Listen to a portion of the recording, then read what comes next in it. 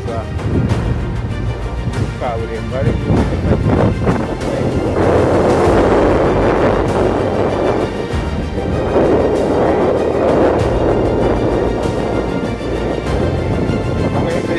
hari kilometero eshanu uvuye muri Rumunda station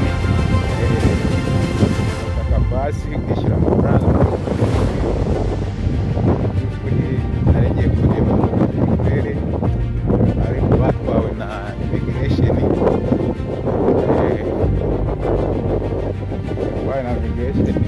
waba wabaye tariki ebyiri z'ukwa cumi na kumwe babanje babajyana ahantu bitwa Ibex police station abayiziri mu bice bya Kaburongo urenze Kaburongo ugana za Bawureni mu nyuma nibwo babajyanye ahangaha niho ndavuga ku Mwembeshi Election Tyson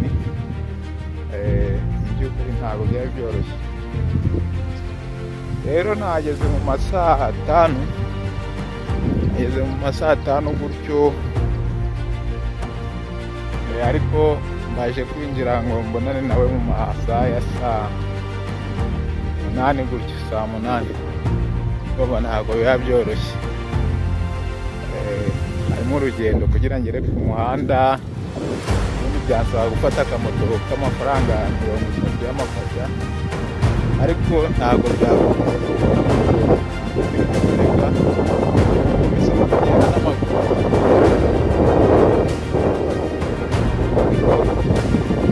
akamoto nayo ndi kubona kaza nimba umumotari ari buze kuntwara simbizi hano rero ni ibice bya gereza ariko sinzi ajya mu ruhande rwo hepfo narwo ruriho gereza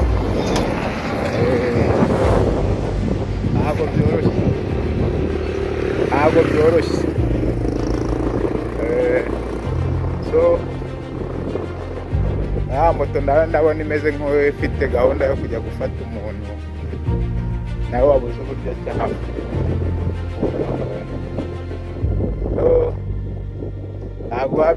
ntabwo byoroshye ni igice kirimo amagereza atandukanye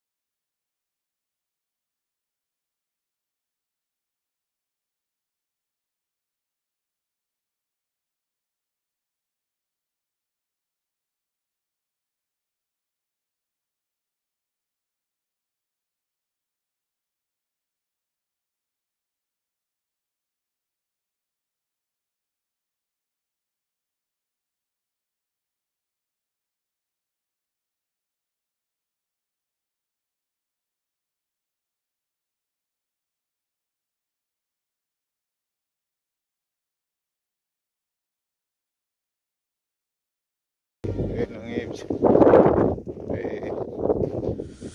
turakomeza tujye tuganira mbibutsa kujya mukora subscribe mukora share ndetse na comment kugira ngo tujye turushaho kugira ngo njye ndusheho kubagezaho ibiganiro bitandukanye, mbashimira cyane uburyo ki mukomeje kuzamura urwego rwacu rwa YouTube, tukaba tugeze ku bantu bageze ku 2,000 hafi na 200. Tukaba tunakomeje gutera imbere kuri watch time, tukaba dusigaje amasaha make kugira ngo tube monetize. So rero tukomeze dukurikirane Humble Goodness TV kandi bizarushaho kugenda neza cyane muri ibi bihe turimo, nubwo bitoroshye. Ubuzima bwo muri Zambia my friend ntabwo byoroshye, ntabwo byoroshye. Sawa rero, uko byasa kose tuzatukomeza tuganire byinshi byinshi.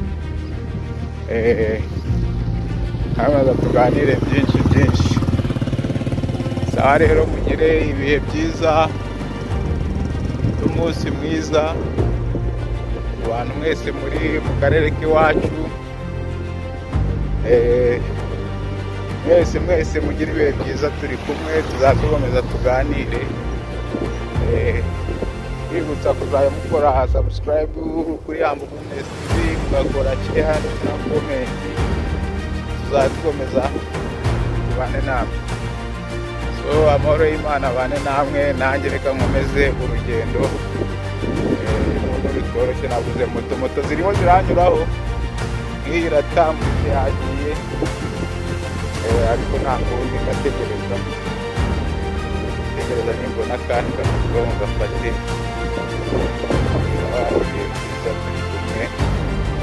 Bye bye.